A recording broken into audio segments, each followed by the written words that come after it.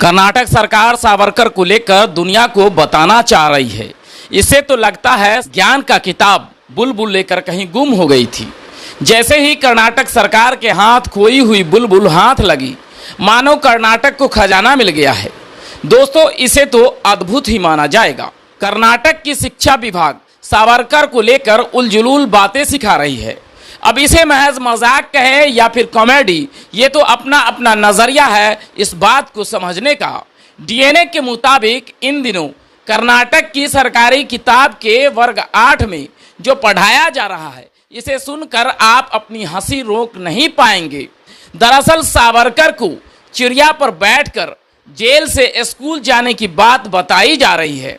धन्य है कर्नाटक और कर्नाटक की शिक्षा विभाग। सावरकर चिड़िया पर उड़ते थे, जेल से बाहर कर्नाटक में ये क्या पढ़ाया जा रहा है स्टूडेंट को। कर्नाटक में सावरकर को लेकर पहले ही विवाद का माहौल बना हुआ है।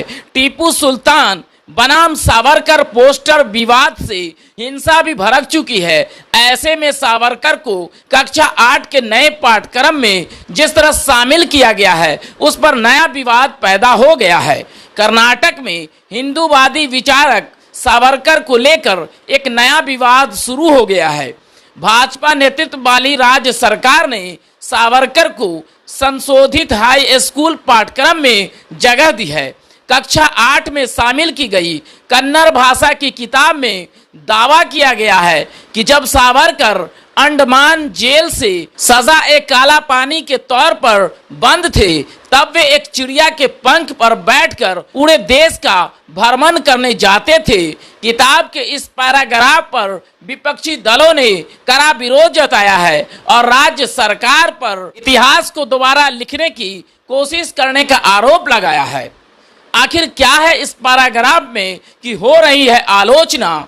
नई किताब के एक पैराग्राफ में लिखा है, जिस कक्ष में सावरकर बंद थे वहां चाबी का छेद भी नहीं था, लेकिन कमरे में एक बुलबुल आती थी और सावरकर उनके पंख पर बैठकर बाहर उड़ जाते थे और हर दिन अपनी मातृभूमि घूमते थे।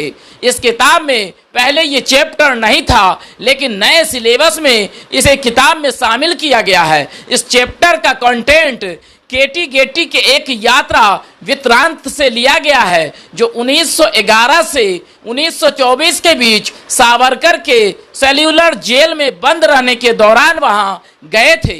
सरकार ने किताब में नए संशोधन की जिम्मेदारी रोहित की अध्यक्षता में रिवीजन कमेटी को सौंपी थी। हालांकि अब ये कमेटी भंग कर दी गई है। हालांकि कर्नाटक सरकार के इस शिक्षा व्यवस्था का मजाक इंटरनेट पर भी देखने को मिल रहा है। सोशल साइट पर लोग इतिहास के साथ छेड़छाड़ का आरोप भी लगा रहे हैं।